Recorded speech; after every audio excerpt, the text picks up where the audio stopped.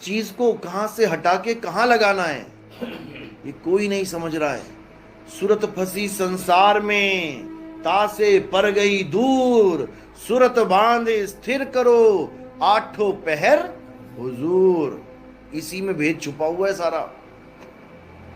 अगर आप अपनी सूरत को जानते हो कि मेरी सूरत क्या है और इस वक्त वो कहां है, तो समझ लो कि अब आपका रास्ता क्लियर हो सकता है। लेकिन आपको यही नहीं पता कि सूरत होती क्या है और कहां लगा रखी है मैंने, अभी कहां है, जब सो जाता हूं तब कहां जाती है, जब और गहरी नींद में चला जाता हूं तब कहां होती है, जब मैं कोई भक्ति करता हूं तब कहां होती है, जब मैं कोई हठ योग करता हूं तब कहां होती है। अगर ये चीज आपको पता है तब तो समझो आपको आगे का ज्ञान मिल सकता है। लेकिन आपको यही नहीं पता कि सूरत होती क्या है, तो आपको कुछ पता नहीं, सब जीवन बर्बाद हो जाएगा। सारा खेल सूरत का है। इस बॉडी को चला कौन रहा है? सूरत चला रही है। आत्मा तो सबके पास है। कोई कहे मैं आत्मा की वजह से जीवित हूं, तो फिर मर कैसे जाता है? आत्मा तो सदा साथ है, मर कैसे गया? सूरत साथ छोड़ जाती है उसका। इस सूरत की वजह से आप चल रहे हो। अभी यहां बैठे हो, लेकिन ध्यान में क्या है? अरे भैंस का दूध निकालना है यार। तो सूरत कहां है? अभी भैंस के पास पहुंच गई वो, तुम यहीं बैठे रह गए। टीचर कहता ना बच्चे को, सुरत किथे तेरी, क्या पढ़ाया मैं दस? फिर बच्चा कहता है गुरुजी मैंने एक बार होर दस दो जी, मैं कुछ सोच रहा सी। यानी जहां तुम सोच रहे हो सूरत वहां चली गई तुम्हारी। इसी प्रकार ये पूरे ब्रह्मांड में घूम रही है। सूरत फंसी संसार में, तासे पर गई दूर, सूरत बांध स्थिर करो। कहां करो?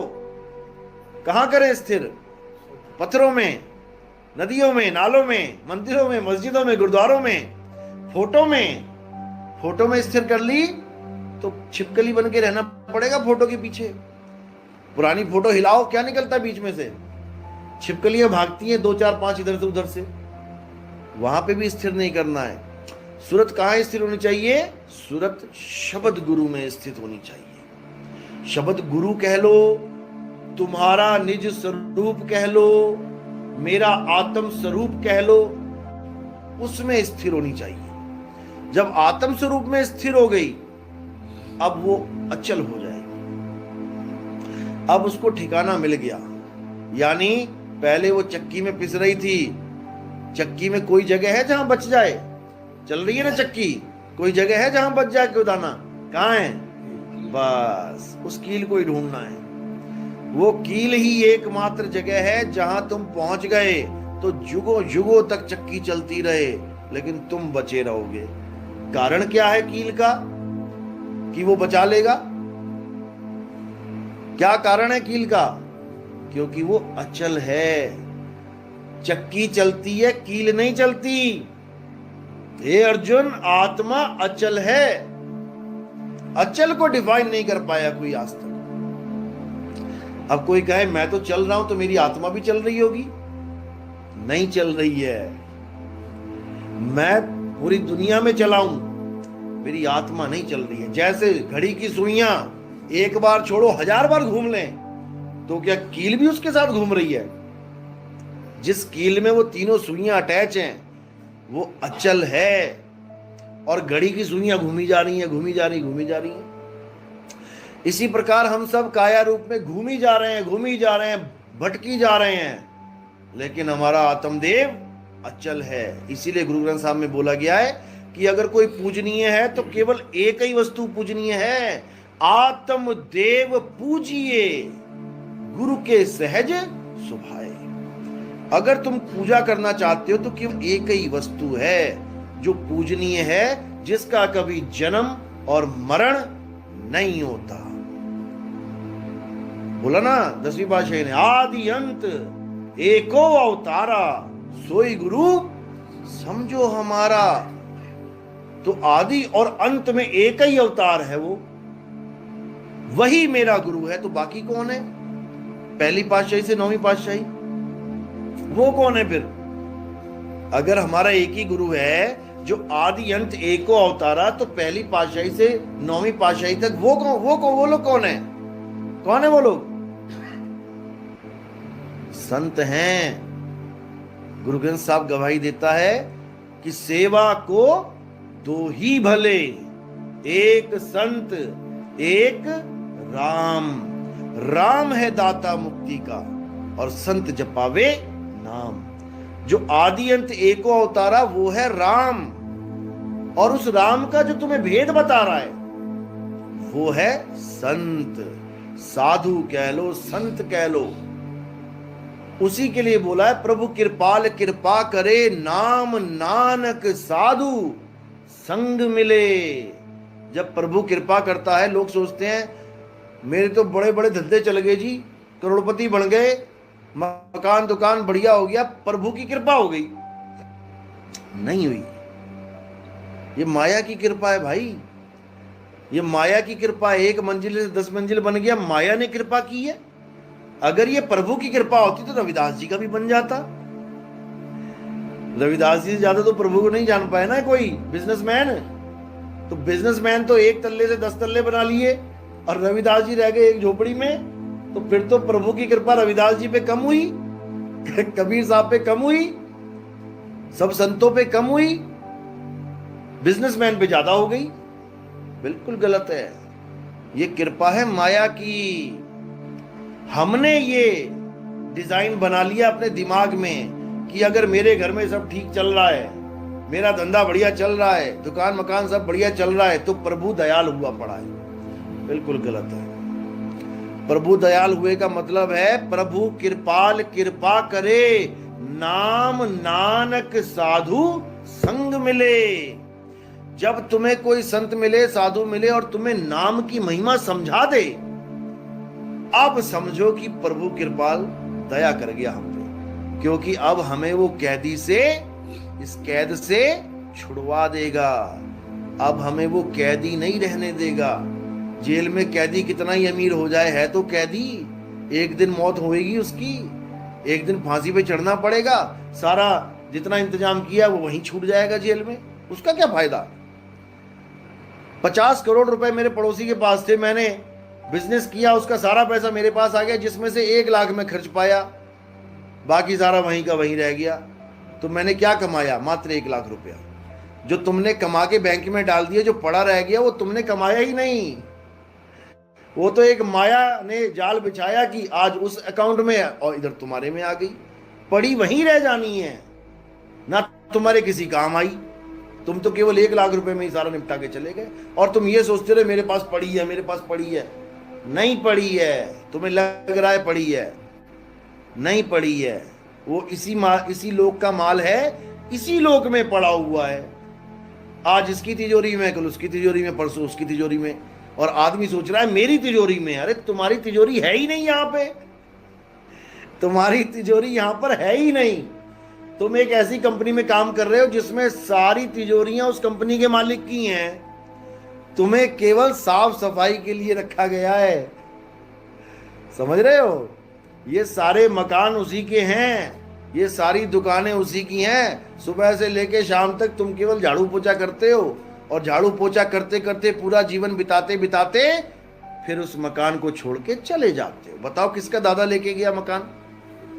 यहीं पड़ा हुआ है, सारी उम्र उसको रिपेयर करता रह गया बेचारा, और यहीं छोड़ के चला गया।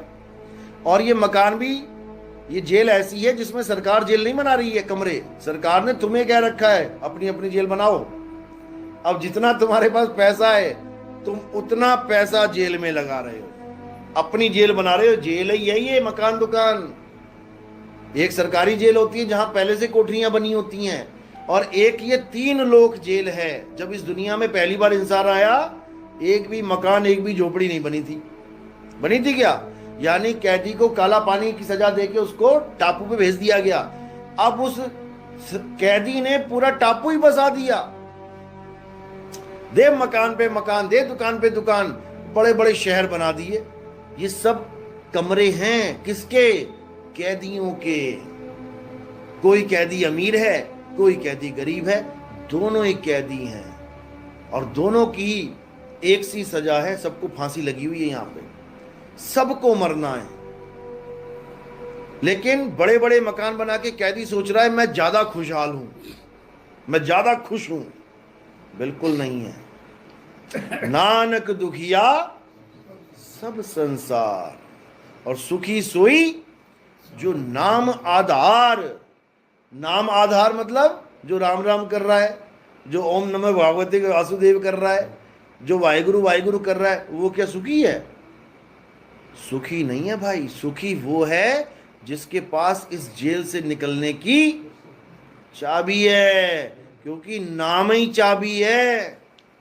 बिन नामे जग कमला फिरे, गुरमुख नदरी आया। यानी सारी दुनिया नाम के बिना पागल हुई पड़ी है, पागल बनी पड़ी है। वो सोच रही है जो नाम मैं ले रहा हूं परमात्मा कभी नहीं होगी, क्योंकि हम गलती से 52 अक्षरी नाम को परमात्मा का नाम मान बैठे हैं। जब इंसान नहीं आया था तो कौन सा नाम था परमात्मा का? किसने बनाया? जब इस दुनिया में इंसान नहीं आया था सारे जानवर थे। क्या किसी ने परमात्मा का नाम बनाया? या इंसान चला जाए आज अगर, तो ये 184 जून है, ये परमात्मा का नाम बना सकती है? हिंदी में, पंजाबी में, उर्दू में बना सकती है क्या? क्या कुत्ते ने आज तक बताया कि मेरा परमात्मा कौन है? मैं हिंदू हूं कि मुसलमान हूं कि सिख की ईसाई? गाय बैल बकरी ने बताया कि मैं किस भगवान को मानती हूं, मैं किस धर्म की हूं? ये रोग केवल इंसान को लगा है, 52 अक्षरी रोग। इसी रोग को काटने के लिए कबीर साहब आते हैं। गुरु ग्रंथ साहब में क्या बोला उन्होंने? 52 अक्षर लोक त्रय, सब कुछ इन्हीं माही, और ये आखर खिर जाएंगे, वो आखर इनमें नहीं। ये रोग है, ये 52 अक्षरी रोग लगा बैठे हैं हम लोग। 52 अक्षर जीवा धारा, अक्षर जीभ्या से न्यारा, वाही को सत सिमरण कहिए, सिमर सिमर नर उतरो पारा। ये रोग लगा है हमें। वाहेगुरु वाहेगुरु, राम राम, अल्लाह अल्लाह, गॉड गॉड, कबीर कबीर, सब 52 अक्षर हैं। ये अक्षरों को जप रहे हैं हम लोग, और हमें लग रहा है कि हमारी मुक्ति हो जाएगी। अब तो नहीं पता, लेकिन ओशो धाम में जो ओशो नाम है वो उनका नहीं है, वो तो आचार्य रजनीश थे। ओशो नाम कहां से आया? क्या है ओशो का मतलब? है ओशनिक नहीं, ओशो का मतलब है श्वासों में जो क्रिया चल रही है। ओ शो, जो आप सांस ले रहे हो, इसी को योगी ने कहा ओ से ओम, सो से सोहम, ओम सोहम, ओम सोहम। उसी को शॉर्टकट में ओ शो बना दिया, और ओशो के साथ भगवान लगाया, भगवान ओशो, क्योंकि वो इसी को भगवान मानते हैं। सारी दुनिया इसी को भगवान मानती है। ये आ रही है जा रही है तो जिंदा है, ये आना जाना बंद तो भगवान हो गया दूर और बंदा हो गया खत्म। महात्मा बुद्ध ने भी इसी की महिमा गाई है, आती जाती सांस की। विपासना करने गया है कभी कोई? नाम सुना है विपासना? क्या करवाते हैं वहां पे? हाँ, वहां पर पूरे बॉडी में ध्यान लगवाया जाता है पहले तो, उसके बाद जो आखिरी क्रिया है उनकी सांसों की क्रिया है। उसी को भगवान माना गया है कि वो है तो ये काया चल रही है, वो नहीं तो कुछ भी नहीं। लेकिन ये गलत ज्ञान है। कौन है जो बिना सांसों के भी जिंदा है, जिसको सांसों की जरूरत ही नहीं है? कौन है वो? आत्मा। आत्मा बिना सांसों के जिंदा है। आत्मा को सांसों की जरूरत ही नहीं है। सांसों की जरूरत किसे है? इस बॉडी को है, जिंदा रखने के लिए, आत्मा को नहीं। आत्मा को तो शस्त्र काट नहीं सकता, अग्नि जला नहीं सकती, वायु सुखा नहीं सकती, जल भिगो नहीं सकता, तो इसको खाना पीना, सांस लेना ना लेना, इससे कोई मतलब ही नहीं है। लेकिन कोई समझ नहीं पा रहा है। जिस दिन समझ में आ जाएगा उस दिन पैरों से जमीन निकल जाएगी। बस समझाने वाला चाहिए जो तुम्हारे सारे भरमगढ़ तोड़ के तुम्हें एक से जोड़ दे। भरमाने वाले बहुत बैठे हैं 52 अक्षर के नाम पे। हम अल्लाह को मानते हैं, हम राम को नहीं मानते। हम वाहिगुरु को मानते हैं, हम कृष्ण को नहीं मानते। बहुत बैठे हुए हैं। ये सब 52 अक्षर और शरीर का खेल है, केवल 52 अक्षर और शरीर का खेल है। हम कृष्ण जी के शरीर को नहीं मानते, हम तो शंकर जी के शरीर को मानते हैं। और दोनों शरीर बने किसके हैं? कितने तत्वों के बने हैं? किसी का 6 का तो नहीं बन गया, ये 4 का तो नहीं बना। इस 5 तत्वों को ना मान के तुम दूसरे 5 तत्वों को मान रहे हो। बात तो वही है, बस तुमने डिजाइन चेंज कर दिया। तुमने डिजाइन चेंज कर दिया। तुम मैदे की मट्ठी ना खा के तुम कह रहे हो मैं मैदे की मटरी खाऊंगा, तो क्या हो जाएगा? पेट में क्या जाएगा? मैदा। बस यही झगड़ा है। जिस दिन हमने 52 अक्षरों को और 5 तत्वों को समझ लिया, उस दिन झगड़ा खत्म हो जाएगा। ये जितने कमरे में बैठे हैं सबकी शक्लें अलग अलग हैं। शक्लें अलग है तो नाम अलग रख दिए, लेकिन जब तात्विक रूप से इनको देखोगे तो कौन कौन बैठा है यहाँ पे? कौन बैठा है? सब एक ही हैं। हवा, पानी, अग्नि, आकाश, ये जल सारा बैठा हुआ है। ये 5 तत्वों के शरीर बैठे हुए हैं, सब एक ही हैं। केवल शक्ल का डिजाइन बदल दिया। ये मेरा पापा है, ये मेरी मम्मी है, ये मेरा चाचा है, और तत्व रूप में वो 5 तत्व है। तुम पापा 5 तत्वों को मान बैठे हो। ये हवा, पानी, आग, धरती, आकाश मेरा पापा है, तो वो बाहर वाला क्या है फिर? बाहर भी तो धरती, हवा, आकाश है। वही गूंद के ये एक डिजाइन बना दिए तो ये तुम्हारा पापा हो गया, और वो तुम्हारा पापा नहीं है। यही माया का खेल है भाई। मैं तो ओशो को मानता हूं। ओशो क्या है? 5 तत्व है। मैं ओशो को नहीं मानता, मैं तो राधा स्वामी को मानता हूं। वो क्या है? वो भी 5 तत्व है। तू 5 तत्वों को छोड़ के 5 तत्वों में फंस गया। ज्ञान है। मैं राधा स्वामी को मानता हूं, इसका मतलब ये नहीं कि मैं 5 तत्व को मानता हूं, मैं उनके ज्ञान को मानता हूं। मैं कबीर साहब को मानता हूं तो इसका मतलब ये नहीं मैं उनकी देही को मानता हूं, मैं उनके ज्ञान को मानता हूं। मैं नानक साहब को मानता हूं, इसका मतलब ये नहीं कि मैं उनके शरीर को मानता हूं, मैं उनके ज्ञान को मानता हूं। और असल में ज्ञान ही गुरु है। वाणी गुरु। वाणी का मतलब ये नहीं जो लेख तुम्हें दिख रहा है, वाणी का मतलब है जो ज्ञान उसमें से मिल रहा है। वाणी गुरु, गुरु है वाणी, और बिच वाणी अमृत सारे। ये समझ में नहीं आ रहा लोगों को। लोग वाणी को मान के बैठे हैं। इतने संतों की वाणी को ही मैं मानता हूं जो गुरु ग्रंथ साहब में नहीं है। जिस संत की वाणी वो कच्ची वाणी है। मीराबाई की भी नहीं है। तो मीराबाई कच्चे गुरु की चेली थी क्या? मीराबाई कच्चे गुरु की चेली थी। जब गुरु पक्का है तो चेला भी तो पक्का ही होगा। उसकी वाणी क्यों नहीं है? वो भी तो उसी के समय में हुई थी। किसी लेडीज की वाणी क्यों नहीं है? सहजोबाई, मुक्ताबाई, महाराष्ट्र में मुक्ताबाई के नाम के झंडे गड़े हुए हैं, लेकिन हमारे ग्रंथ में नहीं है। तो इसका मतलब ये नहीं कि वो पूर्ण नहीं है, ऐसा बिल्कुल नहीं है। जो पूर्ण है उनकी वाणी पूर्ण है, और जो पूर्ण नहीं है उनको बोला है अगर वो वाणी लिखते हैं बिना अनुभव के, वो कच्ची वाणी है, कटेगी। वो कच्ची वाणी है, कटेगी। इसलिए कच्ची और पक्की का भेद यही है कि जो अनुभव के साथ वाणी आती है वो पक्की वाणी है, और जो बिना अनुभव के सुनी सुनाई वाणी होती है, लिखने वाले लिखने लग जाते हैं, सोचते हैं अरे बहुत तुक्के मेल मेल के, और सोचते हैं मैं तो ब्रह्मज्ञानी हो गया। वो सब कच्ची वाणी है, कटेगी वो, क्योंकि उसका अनुभव नहीं हो सकता उससे। उसने लिख तो दी संतों की वाणियां देख देख के या संतों का सत्संग सुन सुन के, मेरा शब्द गुरु, मेरा परम पिता परमात्मा, मेरा ये मेरा वो, लेकिन कौन है वो शब्द गुरु जानते हो क्या? नहीं जी, अनुभव तो नहीं हुआ। फिर काहे को लिख दी वाणी है? ये सब कच्ची वाणी है।